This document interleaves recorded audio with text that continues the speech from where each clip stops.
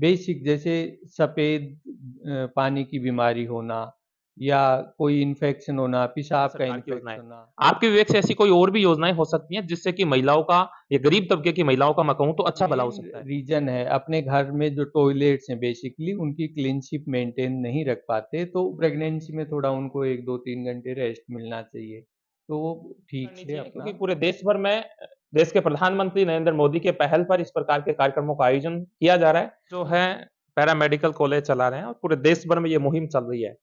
Doctor Jairam Yadav local है और local college चला रहा है। प्रधानमंत्री के इस फैसले को लेकर यानी कि ये कहा गया कि 2 अक्टूबर तक शिविरों का आयोजन किया जाए जिसमें स्वस्थ महिला अनसमझ के कारण ऐसे कौन से रोग हो जाते हैं जो कि घातक स्थिति तक पहुँच जाते हैं या फिर उनको आर्थिक होना नुक चाहिए कि ऐसा क्यों है अर्ली डॉक्टर साहब कि वो फैसला या पारंपरिक जो व्यवस्थाएँ हैं उनके अनुरूप फैसला लेती हैं या फिर उनको पढ़े-लिखे अभाव होने के कारण ऐसा जो पैरामेडिकल कॉलेज है उसमें कार्यक्रमों को आयोजित होते आ रहे हैं, मैं लगातार देखता आ रहा हूँ।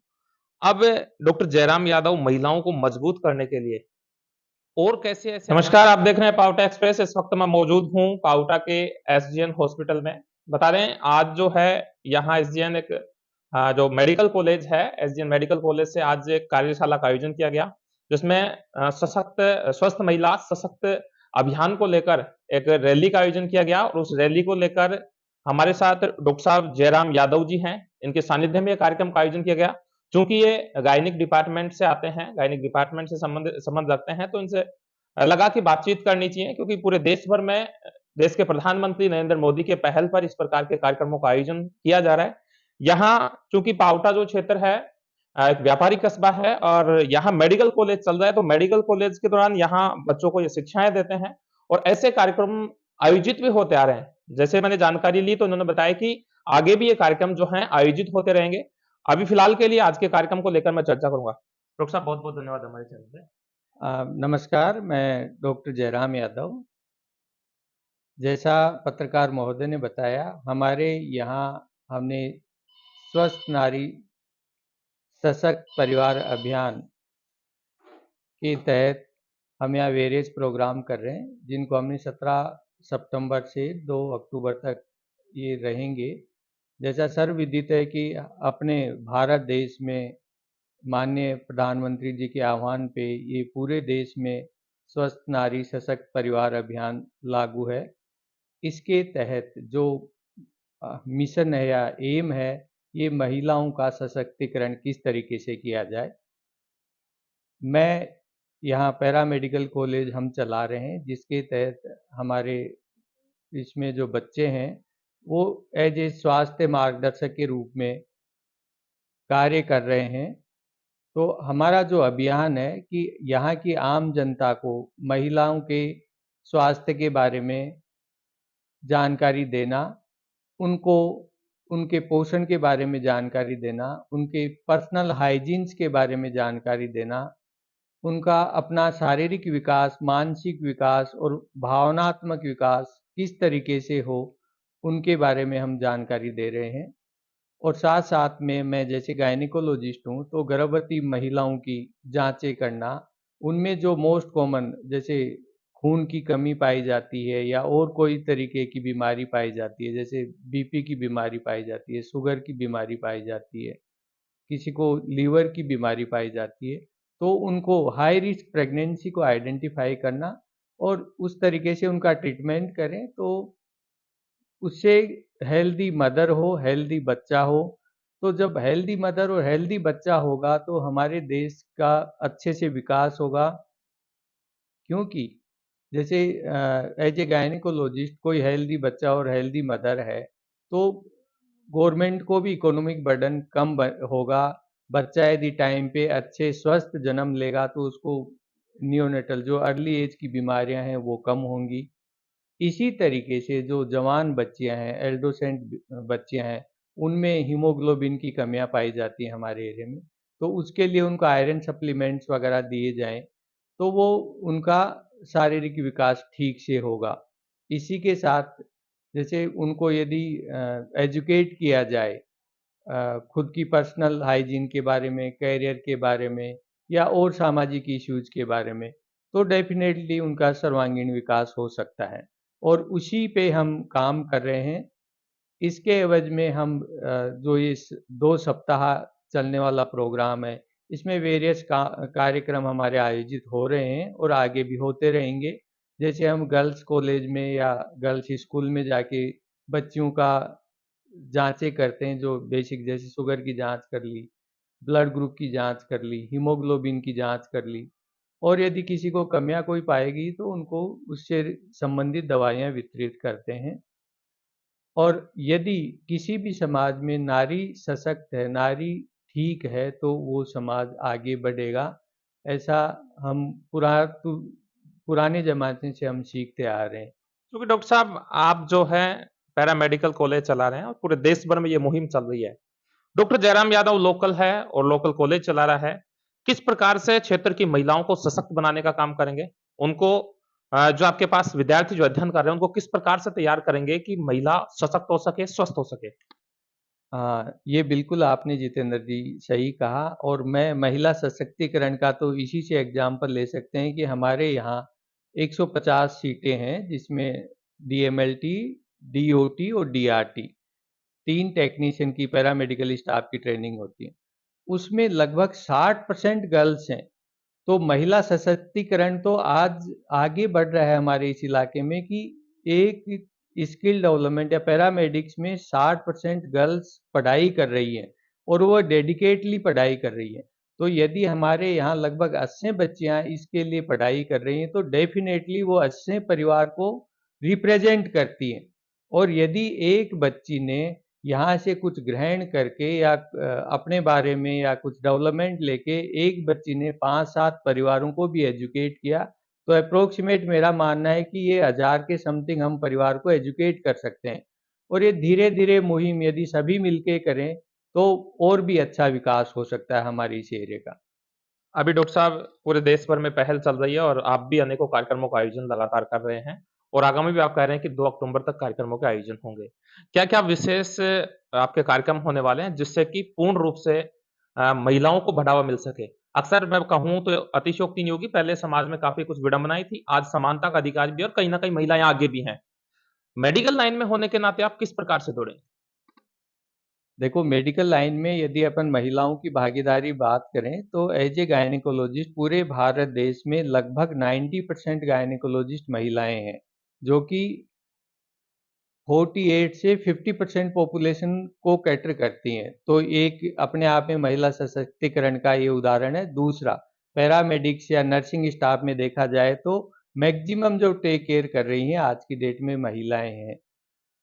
तीसरा, अपन यदि एजुकेशन की बात करें तो आज महिलाएं कहीं पुरुषों से आगे बढ़ रही हैं और ये राजनीतिकरण में भी ये इंक्रीज हो रहा है। तो गवर्नमेंट की जो पॉलिसीज हैं वो डेफिनेटली महिलाओं के उत्थान के लिए हैं और हम सब यदि सामाजिक स्तर भी पर भी इस मुहिम को आगे करें तो ये और भी आगे जा सकते हैं। देश के प्रधानमंत्री के इस फैसले को लेकर यानी कि ये कहा गया कि 2 अक्टूबर तक शिविरों का आयोजन किया जाए जिसमें स्वस्थ महिला, सशक्त भारत है, ऐसे शिविरों का आयोजन है। क्या कहेंगे इस पहल को लेकर? ये महिला सशक्तिकरण और महिला स्वास्थ्य के लिए बहुत अच्छी पहल है। माननीय प्रधानमंत्री जी की अच्छी सोच है। मैं आपको पुरानी याद दिला दूँ, माननीय प्रधानमंत्री जी ने एक मातृत्व दिवस योजना भी स्टार्ट की थी आज से 9-10 साल पहले। उसके बाद जैसे फ्री में प्राइवेट सेक्टर्स में सोनोग्राफी होने लग गई, तो महिलाओं की जो डिजीज़ हैं वो पता चलने लगी। जो अनप्रिविलेज्ड हैं, जिनको इकोनॉमिकली बैकग्राउंड कमज़ोर है, उनको फ्री में सोनोग्राफी इन्होंने प्रोवाइड करवाई, वो बहुत अच्छी स्कीम थी। अभी जो माँ वाउचर योजना राजस्थान में चल रही है महिलाओं के लिए, वो बहुत अच्छी योजना है कि उसमें 9, 18 और 27 तारीख को एक कूपन मिलता है गवर्नमेंट से और वो किसी भी निजी सेंटर पे जाके फ्री में अपनी सोनोग्राफी करवा सकती हैं। इसी तरीके के मैं जैसे फोक्सी है हमारा federation of soaps and gynae India, तो इसके तहत भी बहुत सारे प्रोग्राम एडोसेंट है, बच्चों के लिए जो एडोसेंट एज है 16 से 20 साल की एज है उनके लिए प्रोग्राम चलते हैं, गर्भवती महिलाओं के लिए प्रोग्राम चलते हैं। इसके बाद फिर ओल्ड एज में आते हैं तो ओल्ड एज मतलब ये स्लाइटली 40, 45 और 35 के बाद तो कैंसर डिटेक्शन प्रोग्राम चलते हैं। तो ये बहुत अच्छी स्कीम्स है और महिला स्वास्थ्य के लिए और महिला सशक्तिकरण के लिए ऐसी योजनाएं आती रहनी चाहिए, ऐसे आह्वान होने चाहिए, तो ये हमारे देश के लिए बहुत अच्छा रहेगा। डॉक्टर साहब, चूँकि आप गायनिक के तौर पर पिछले कई सालों से सेवाएँ दे रहे हैं, अनेकों स्टेट्स में आप रहे। क्या लगता है, क्या देश की सरकार को या स्टेट की गवर्नमेंट को अभी कुछ और ऐसे आयाम लेके आने चाहिए, जिससे कि महिलाओं के स्वास्थ्य में और सुधार किया जा सके? जैसे अभी कई आपने बताए कई वाउचर हैं, कूपन योजना है और भी सरकार की योजनाएँ। आपके विवेक से ऐसी कोई और भी योजनाएँ हो सकती हैं, जिससे कि महिलाओं का या गरीब तबके की महिलाओं का मैं कहूँ तो अच्छा भला हो सकता है? सबसे अच्छा तो यदि गरीब तबके की महिलाओं का उत्थान और भी अच्छा होना है तो ये इसको एजुकेशन को डिसेमिनेट करनी चाहिए, इन योजनाओं को द्वार तक पहुंचाना चाहिए, जिनकी आवश्यकता है उनको आइडेंटिफिकेशन। अभी जो है मेरे को ऐसा लगता है कि जहां इनकी आवश्यकता है उन लोगों तक ये सूचनाएं पहुंचती नहीं है, या पहुंचती हैं तो वो इसको अवेल नहीं कर पाते। तो बहुत सारे जैसे ये अपने ग्रामीण एरिया है जहाँ कुछ ऐसे सेंटर हैं जो है, पावटा तो हाईवे पे है, इससे जैसे 20-30 किलोमीटर दूर पे इंटीरियर में जाएंगे तो उनको बेसिक एंटीनेटल चेकअप जो कि अ, एक मदर का 9 से 12 बार होना चाहिए, मैं एज ए गायनी की बात करूं तो वो नहीं हो पाता। 2-3 चेकअप हमारे सीएचसी, पीएचसी को स्ट्रेंथिंग देनी चाहिए। वहाँ जहाँ गायनिकोलॉजिस्ट नहीं है या एंटीनेटल चेकअप की सुविधाएँ नहीं है, तो उनका कोलैबोरेट करके ऐसी कोई स्कीम आनी चाहिए कि हर गाँव में हर महिला का चेकअप हो। जैसे टीकाकरण का अभियान होता है, इसी तरीके से इसको और अच्छे तरीके से उसको पोषण की जानकारी देनी चाहिए। गवर्नमेंट की जितनी भी योजनाएं जिस जैसे उनको कोई इंस्टॉलमेंट या जननी सुरक्षा योजना है, इनका टाइमली इम्प्लीमेंटेशन और उनका टाइमली डिलीवर हो तो शायद उनको बेनिफिट और भी अच्छा हो सकता है। चूँकि डॉक्टर साहब लगातार आप क्षेत्र में सेवाएँ दे रहे हैं, अगर बात कर लूँ मैं 27 क्षेत्र की कोटपुतली, बहरोड आस-पास के सर्किल की बात कर लूँ, हालाँकि मरीज़ तो आपके पास अदर स्टेट से भी आते हैं, लेकिन इस लोकल सर्किल की बात कर लूँ तो अक्सर महिलाओं में अनसमझ के कारण ऐसे कौन से रोग हो जाते हैं जो कि घातक स्थिति तक पहुँच जाते हैं या फिर उनको आर्थिक नुकसान ज़्यादा चुकाना पड़ता है? मैं यहाँ 10-11 साल की प्रैक्टिस में जो मेरा अनुभव है, जो महिलाओं में बेसिक अभी प्रॉब्लम है, जो उसको कोई एड्रेस भी नहीं करना चाहता और उस पे कभी बातें भी नहीं होती। अपने इस एरिया में महिलाओं में पर्सनल हाइजीन एक पुअर है, और वो पर्सनल हाइजीन पुअर होने से महिलाओं में जो बेसिक जैसे सफ़ेद पानी की बीमारी होना या कोई इन्फेक्शन होना, पेशाब का इन्फेक्शन होना, तो ये बेसिक बीमारियां होने से लगभग 70% महिलाओं को ये पर्सनल हाइजीन पुअर होने की वजह से बीमारियां पनपती हैं। और ये इसका जो मेन रीज़न है, अपने घर में जो टॉयलेट्स हैं बेसिकली उनकी क्लीनशिप मेंटेन नहीं रख पाते, तो वो एक बहुत बड़ा रीज़न है फीमेल के जो इन्फेक्शन होने के। तो इस पे यदि काम किया जाए कि अपने घर में साफ-सफाई रखें, टॉयलेट्स की साफ-सफाई रखें, मेंस्ट्रुअल पीरियड के टाइम साफ-सफाई रखें, तो कम से कम भी 30 से 40% बीमारियाँ अपने आप ठीक हो जाती हैं। और दूसरा मेरे को जहाँ तक यहाँ लग रहा है, एक छोटी-सी बीमारी होती है तो हम बच्चेदानी का ऑपरेशन करवा लेते हैं। जो मेरे को यहाँ मैं जब बॉम्बे में एक 1000 बेडेड हॉस्पिटल में था, तो मेरे को वहाँ लगभग हम 1 साल में 200 हिस्टेक्टोमी करते थे। लेकिन मैंने एरिया में यहाँ आके देखा कि 30 साल की लेडीज़ भी हिस्टेक्टोमी करवा रही है। तो वो उनको एजुकेट करना चाहिए, उनको अवॉइड करना चाहिए कि ऐसा क्यों है अर्ली। डॉक्टर साहब कि वो फैसला या पारंपरिक जो व्यवस्थाएँ हैं उनके अनुरूप फैसला लेती हैं या फिर उनको पढ़े-लिखे अभाव होने के कारण ऐसा होता है? ज़्यादातर तो पढ़े-लिखे अभाव हैं, दूसरा उनकी काउंसलिंग है। उनको लगता है कि मेरे ये बीमारी हो गई तो ये ठीक नहीं होगी, और उसके साथ वालों ने किसी ने ऑपरेशन करा लिया तो उनको लगता है कि तो सिंपल ऑपरेशन है, बच्चेदानी निकलवा दो। तो मेरे पास तो बहुत सारे पेशेंट आते हैं, तो मैं तो जो प्रोटोकॉल है, जो गाइडलाइन है, उसी के हिसाब से मेरा होता है कि कैसे मैनेज करते होंगे आप? ग्रामीण परिवेश में लोग आकर निवेदन भी करते होंगे कि डॉक्टर साहब आप तो लोकल हैं, ये काम हमारा कर दीजिए या फिर किस प्रकार से आप उनको समझा पाते हैं और एजुकेट करते हैं? देखो, मैं तो यदि उनको सिंपल पेल्विक इन्फ्लेमेटरी डिजीज़ है या सिंपल डिजीज़ है तो मेडिकली मैनेजमेंट के लिए एडवाइस देता हूँ, और मेडिकल मैनेजमेंट बहुत इफ़ेक्टिव है, ये बशर्ते उसको टाइमली लिया जाए और टाइम ड्यूरेशन कंप्लीट किया जाए। अब कुछ लोग तो एक कोर्स लेंगे, 10-5 दिन दवाई लेंगे, उसके बाद बंद कर देते हैं तो उनको रिलीफ़ नहीं मिलता। तो ये बेसिकली एक एजुकेट होना चाहिए, एजुकेशन स्प्रेड होना चाहिए कि इसका इलाज यही नहीं है। और दूसरा जो महिलाओं में है, ये अनऑथराइज्ड सेंटर पे या कुछ भी कहो, जैसे एक दूसरा जो मेरा मानना है, जैसे मेन ये जैसे पर्सनल हाइजीन है, उसी तरीके से जहाँ भी ट्रीटमेंट लें किसी ऑथराइज्ड सेंटर पे अच्छे से लें, जहाँ ये स्टेरिलिटी मेंटेन हो, वो भी एक एक डिलीवरी। अभी तो मैक्सिमम इंस्टीट्यूशनल डिलीवरीज होने लगी, तो इंस्टीट्यूशनल डिलीवरीज होंगे तो मदर का जो बेसिक जैसे प्रोलैप्स होगा, यदि ठीक स्थान पे डिलीवरी होगी या अच्छी इंस्टीट्यूट में डिलीवरी होगी, तो मदर का यूट्रस प्रोलैप्स नहीं होगा, अदर डिजीज नहीं होंगी जो स्टेरिलिटी की वजह से हो सकती हैं, बच्चे को तकलीफें नहीं होंगी।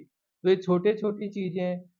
फिर तीसरा है, मदर को यदि जैसे पेट में बच्चा है, यदि उसमें खून की कमी नहीं होगी, तो यदि आयरन ठीक होगा, ब्लड ठीक होगा, तो ब्लड सर्कुलेशन अच्छा होगा, ब्लड सर्कुलेशन अच्छा होगा तो ब्रेन बच्चे का डेवलपमेंट अच्छा होगा। तो ये छोटी छोटी चीज़ें हैं। खान पान अच्छा होगा तो ठीक रहेगा। फिर दूसरा क्या, हार्ड वर्क करती हैं फीमेल्स जैसे अपने ग्रामीण एरिया में, तो प्रेगनेंसी में थोड़ा उनको 1-2-3 घंटे रेस्ट मिलना चाहिए, तो वो ठीक से अपना मतलब एंटीनेटली टाइम ठीक व्यतीत करें। डॉक्टर साहब मेरा अंतिम सवाल रहेगा, काफ़ी लंबा समय हो गया, कि अभी आपके ऐसे जो पैरामेडिकल कॉलेज है उसमें कार्यक्रमों को आयोजित होते आ रहे हैं, मैं लगातार देखता रहा हूँ। अब डॉक्टर जयराम यादव महिलाओं को मजबूत करने के लिए और कैसे ऐसे आयाम स्थापित करेंगे या क्या पहल चलाएँगे जिससे कि महिलाएँ मजबूत बन सकें, विशेष तौर पर मेडिकल लाइन में? मेरा जो अभी नेक्स्ट है, हमारा टारगेट है हम सब मिलके, एक तो एडोलसेंट हेल्थ पे, जो बच्चियों की हेल्थ है उस पे हम काम करना चाहेंगे, क्योंकि यदि बच्चियां हेल्दी होंगी तो वो मदर बने उससे पहले उसके लिए वो प्रिपेयर हो जाएं, वो शारीरिक मानसिक तरीके से सब तरीके से वो प्रिपेयर हो जाएं। दूसरा जो अभी जो एक रियली अलार्मिंग साइन अपने इस एरिया में पूरे भारत देश में माना जाए, एक कैंसर डिटेक्शन का हमारा फ्यूचर प्लान है कि एरिया में जैसे फीमेल्स में सर्वाइकल कैंसर कॉमन होता है, इस तरीके के अभियान चलाए जाए जिससे हमको अर्ली डिटेक्शन पता चल जाए, उसके बाद परिवार पे भारी भरकम इकोनॉमिक बर्डन नहीं हो, मदर की यदि डेथ होती है तो रियली उस परिवार को टूट जाता है। और तीसरा अभी जैसे हम ये भी प्रयास करेंगे फ्यूचर में, जैसे बच्चियों को आजकल प्रिवेंटिव मेजर के लिए, सर्वाइकल कैंसर के प्रिवेंटिव मेजर के लिए कुछ वैक्सीनेशंस ड्राइव हैं, लेकिन वो वैक्सीनेशंस अभी कॉस्टली हैं, तो हमने पहले भी ट्राई किया था कि कोई एनजीओ हमसे एसोसिएट और हम उसको एक इकोनॉमिक रेट पे लाके यहाँ की जो एडोसेंट बच्चियाँ हैं, जो 16 साल से पहले या इनसे पहले 9 से 16 साल तक की बच्चियों को हम वैक्सीनेशन करने का हमारा फ्यूचर प्लान है। बहुत-बहुत धन्यवाद। ये थे हमारे साथ गायनोलॉजिस्ट डॉक्टर जयराम यादव जिन्होंने संपूर्ण जानकारी हमें दी है। साथ ही देश के प्रधानमंत्री के द्वारा चलाए जा रहे इस मुहिम का स्वागत किया है और कहा है कि जिस तरीके से पैरामेडिकल कॉलेज चलाते हैं और बताया डॉक्टर साहब ने कि 150 में से करीब 80 प्लस इनके पास जो बालिकाएँ हैं वो अध्ययन कर रही हैं, तो कहीं न कहीं महिला सशक्तिकरण को यो अधिक और बढ़ावा देने का प्रयास कर रहे हैं। अभी के लिए इतना ही। आप देख रहे थे पावरटा एक्सप्रेस। मैं जितेंद्र प्रजापति। जय हिंद, जय भारत।